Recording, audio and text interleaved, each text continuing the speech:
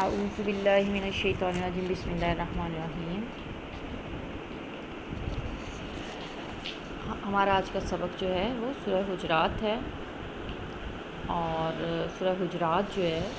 یہ آداب نبوی کے بارے میں اور معاشرتی آداب کے بارے میں ہے۔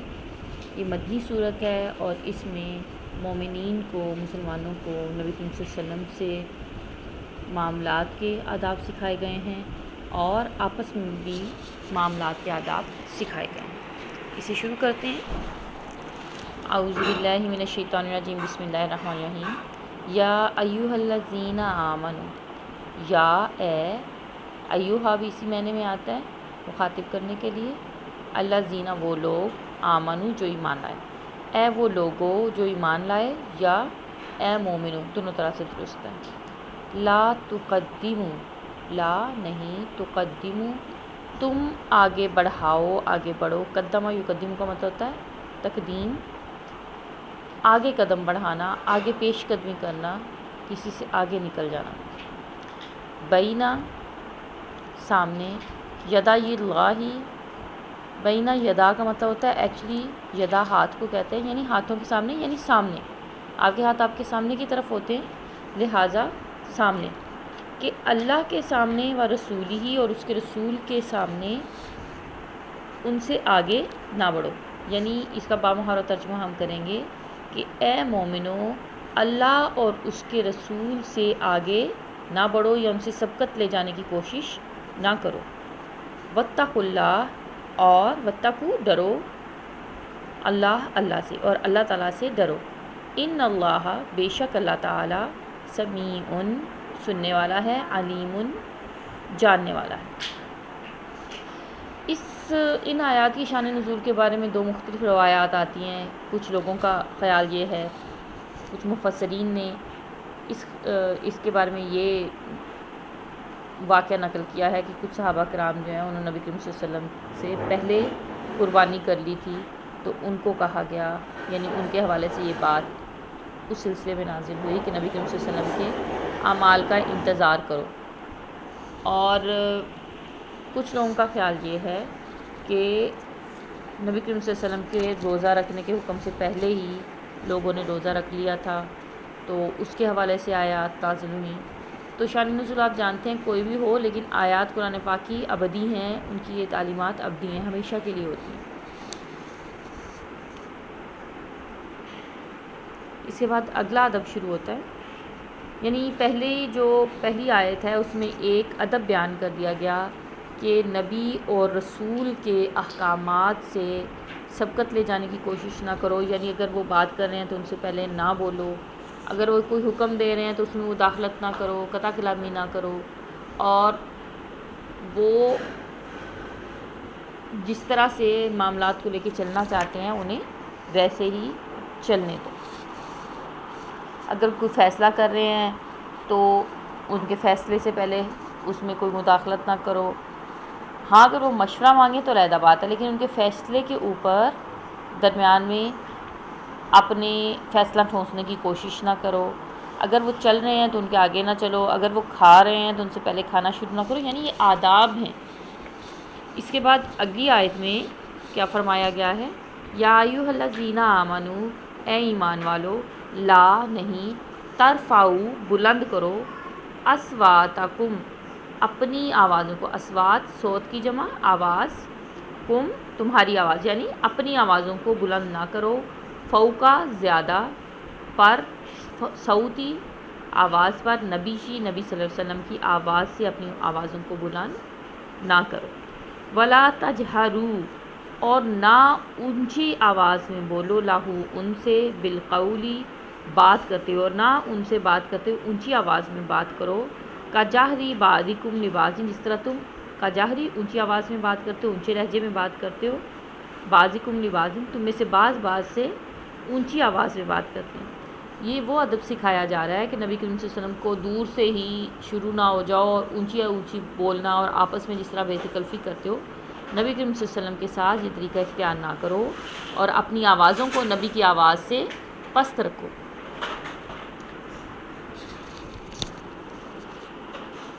اور آپس میں جو بیت کلفی، اس طرح سے بیت کلفی نہ کرو جس طرح سے کہ تم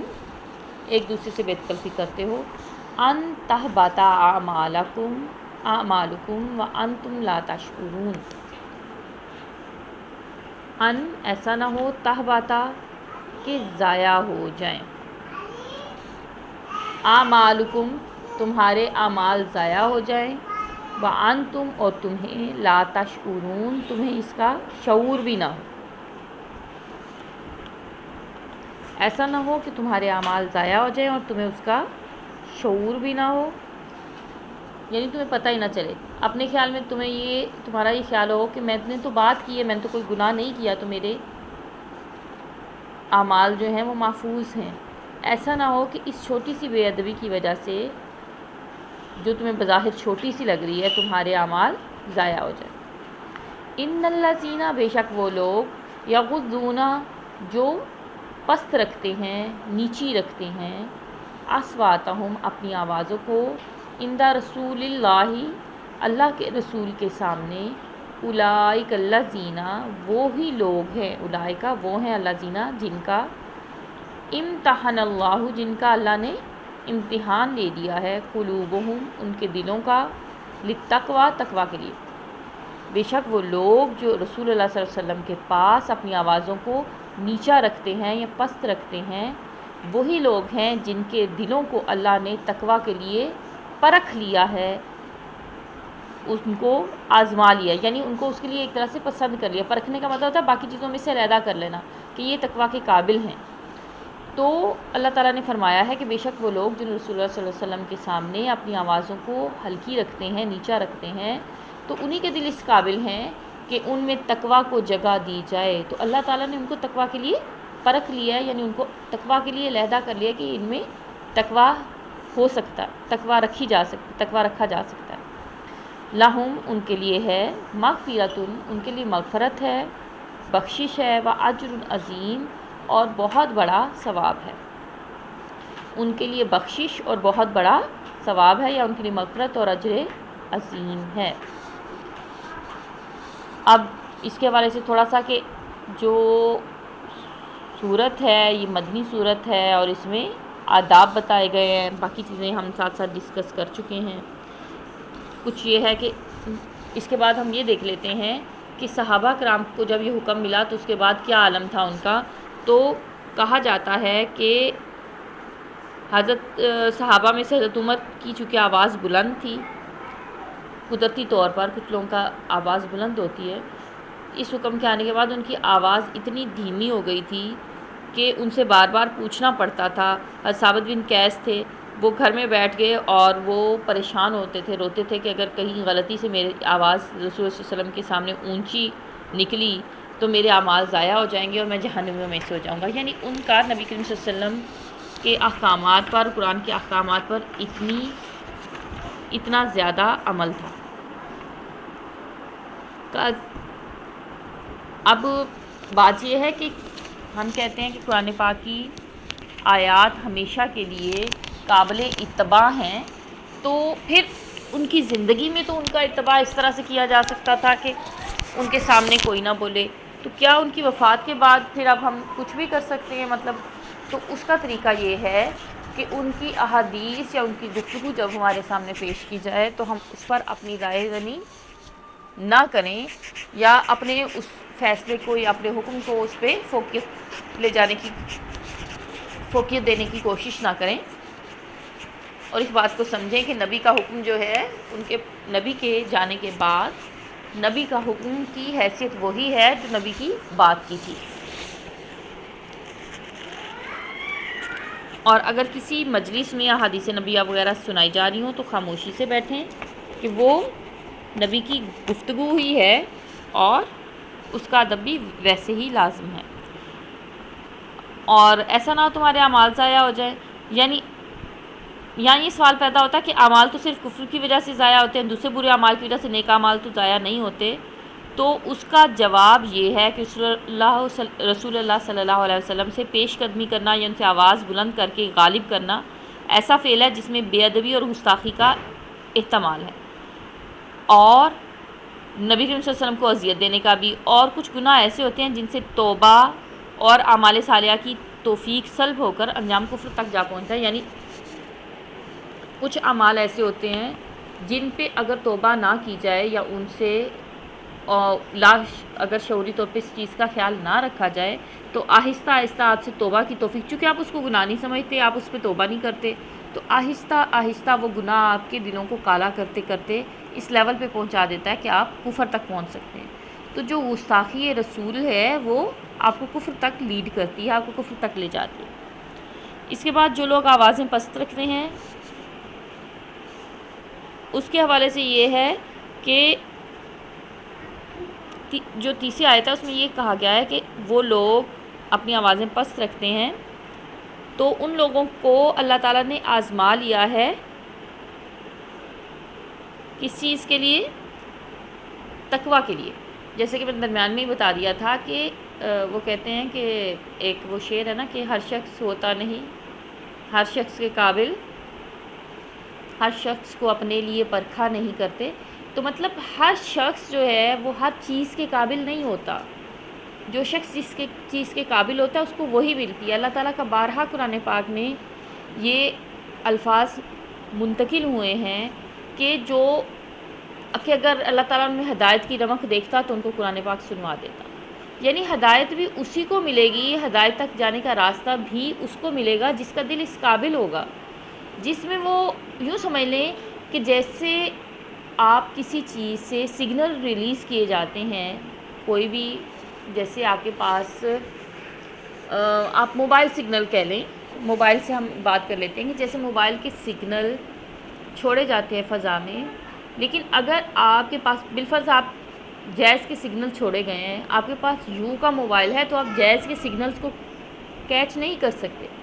اسی طرح سے جس کے دل میں تقویٰ کیچ کرنے کی صلاحیت ہی نہیں ہے تو تقویٰ کے سگنلز کو کیچ نہیں کر سکتا. تو وہی دل ہیں جو اس قابل ہیں جو تقویٰ کے سگنلز کو کیچ کر سکتے ہیں، جن کے دل میں تقویٰ ٹھہر سکتا ہے. اس کے بعد اگلی آیات ہماری آ جاتی ہیں سورہ حجرات کی.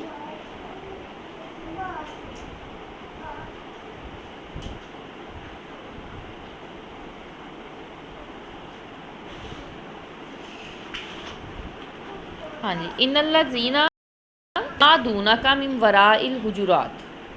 ان الذین بے شک وہ لوگ ینادونا جو آوازیں دیتے ہیں، ندا لگانا، آواز لگانا، ینادونا کا آپ کو، من سے، ورائی پیچھے سے، حجرات. حجرات جو ہے حجرہ ویسے کمرے کو کہتے ہیں، چونکہ نبی کریم صلی اللہ علیہ وسلم کے گھر جو ہیں وہ ایک ایک کمرے پہ ہی مشتمل تھے، تو حجرات یعنی ان کو حجرے کے پیچھے سے یا آپ کے آرام گاہ یا مکان کے پیچھے سے آوازیں لگانا. کہ بے شک وہ لوگ جو آپ کو آپ کے حجروں کے باہر سے یا ان کے پیچھے سے آواز لگاتے ہیں، اکثرہم لا یاقلون تو ان میں سے اکثر ہم ان میں سے لا یاقلون عقل نہیں رکھتے. تو نبی کریم صلی اللہ علیہ وسلم ظاہر ہے ان کی اپنی مصروفیات ہے، ان کی نجی زندگی ہے، ان کی ذاتی زندگی ہے، ان کی اپنی عبادات کا وقت ہے ان کا. تو بعض لوگ ایسے کرتے تھے جیسے نئے نئے لوگ ایمان لائے تو ان کو پتہ نہیں تھا، دیہاتی لوگ تھے، تو کیا کرتے تھے جب انہیں کوئی کام ہوتا تھا تو اس بات کا خیال کیے بغیر کہ یہ کون سا وقت ہے، نبی کریم صلی اللہ علیہ وسلم کے آنے کا وقت ہے نہیں ہے، وہ جا کے آپ کو کے حجرے کے باہر آوازیں لگانا شروع کر دیتے تھے، یا محمد اخرج علینا، محمد باہر آئیے، محمد باہر آئیے. تو اس چیز سے منع کر دیا گیا، اللہ تعالیٰ نے ان کو منع کر دیا اور اس کو بے عقلی سے تعبیر کیا کہ ان کو اس چیز کی عقل نہیں ہے، سینس نہیں ہے کہ ان کو یوں ان کے گھر میں ڈسٹرب نبی کریم صلی اللہ علیہ وسلم کو نہیں کیا جانا چاہیے. تو آگے ان کو یہ طریقہ بتایا گیا ہے، ولو اور اگر، انہم وہ، صابرو صبر کرتے، حتیٰ یہاں تک کہ، تخرجا آپ نکل آتے، تخرجا تم نکل آتے، یعنی نبی صلی اللہ علیہ وسلم سے مخاطب ہو کے کہا گیا تو ہم احتراماً آپ کا لفظ استعمال کریں گے. اگر وہ صبر کرتے یہاں تک کہ آپ نکل آتے، الیہم ان کی طرف، لکانا تو یہ ہوتا، خیر اللہم ان کے لیے بہتر ہوتا، لکانا یہ لازمن ہوتا، خیرن اچھا بہتر، لاہم ان کے لیے. واللہ اور اللہ تعالیٰ غفور الرحیم اللہ تعالیٰ مہربان اور بخشنے والا ہے. ٹھیک ہے. اور اس میں ہمارا دوسرا ادب ذکر ہو گیا. پہلا ادب کیا ہے؟ اس سے سورہ حجرات میں جو ذکر ہوا نبی کریم صلی اللہ علیہ وسلم کے حوالے سے کہ نبی کریم صلی اللہ علیہ وسلم سے سبقت لے جانے کی کوشش نہ کرو، نہ کاموں میں، نہ فیصلوں میں، نہ باتوں میں اللہ اور اس کے رسول سے سبقت نہ لے جاؤ. اب دوسری جو آیات ہیں، جو دوسرا ہم نے آیت نمبر 3 اور 4 جو ہیں اور 5 3 4 5 میں دوسرا ادب بیان کیا گیا ہے کہ نبی کریم صلی اللہ علیہ وسلم کو حجرے کے باہر سے، ان کے مکان کے باہر سے آوازیں نہ لگائی جائیں، یہاں صبر کیا جائے یہاں تک کہ وہ خود باہر نکل آئیں، تاکہ ان کی اپنی نجی زندگی، ان کی اپنی ذاتی زندگی متاثر نہ ہو. اور یہ ایک عمومی ادب ہے جو عام طور پر بھی اختیار کیا جانا چاہیے کہ لوگوں کو ایسے اوقات میں ڈسٹرب نہیں کیا جانا چاہیے جو آرام کے اوقات ہیں یا جو ان کے ریلیکس ہونے کے اوقات ہیں. اس کے بعد جو اگلی بات ہے واللہ غفور الرحیم اور اللہ تعالیٰ اور اللہ ہے غفور بخشنے والا، رحیم مہربان ہے. چونکہ یہ کام ارادتاً نہیں ہو رہا تھا، ان کو اس بات کی واقعی سمجھ ہی نہیں تھی، وہ لوگ ارادتاً یہ حرکت نہیں کر رہے تھے، جیسے ایک بات کا پتہ ہی نہیں تھا، اندازہ ہی نہیں تھا کہ یہ ادب میں شامل ہے. تو اللہ تعالیٰ نے ان لوگوں کے لیے کہ جو اپنی غلطی پہ توبہ کر کے پیچھے پلٹ آئیں اور اچھا رویہ اختیار کریں، ان کے لیے یہ ایک آسانی دی ہے کہ اللہ تعالیٰ بخشنے والا اور مہربان ہے کہ اگر تم اب اپنی عادتوں کو درست کر لو تو اللہ تعالیٰ تمہاری پچھلی غلطیوں کو معاف فرما دیں گے. اس کے بعد ہم آ جاتے ہیں سورۃ الحجرات کی آیت نمبر 6 تا 10 پر.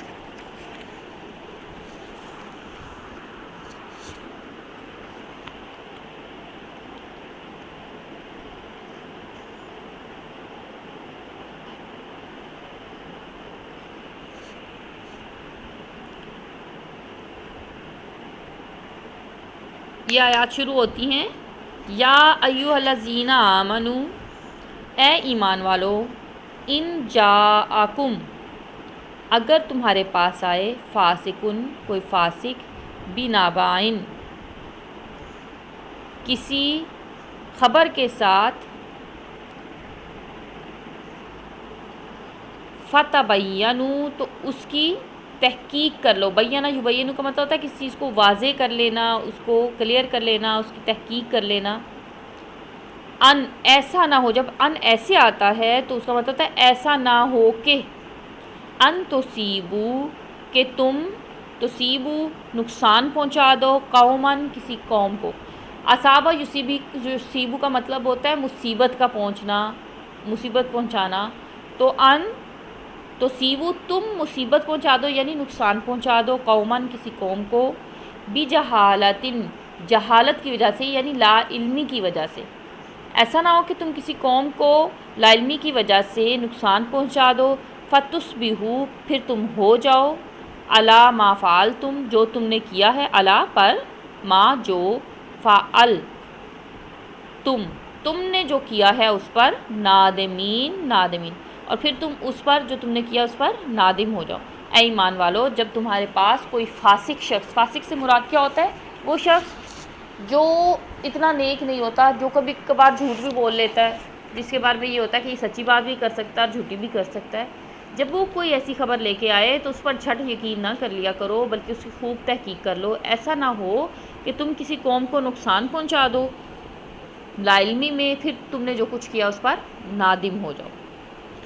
تو طالبات، یہ ایک زندگی کا بڑا اہم اصول ہے کہ آپ کے پاس جو بھی بات آئے پہلے اس کی تصدیق کر لی جائے. بعض دفعہ غصے کی حالت میں یا لا علمی کی وجہ سے آپ کوئی ایسی کام سر انجام دے بیٹھتے ہیں جس پر آپ کو بعد میں شرمندہ ہونا پڑتا ہے. بہرحال ان آیات کی شان نزول یہ ہے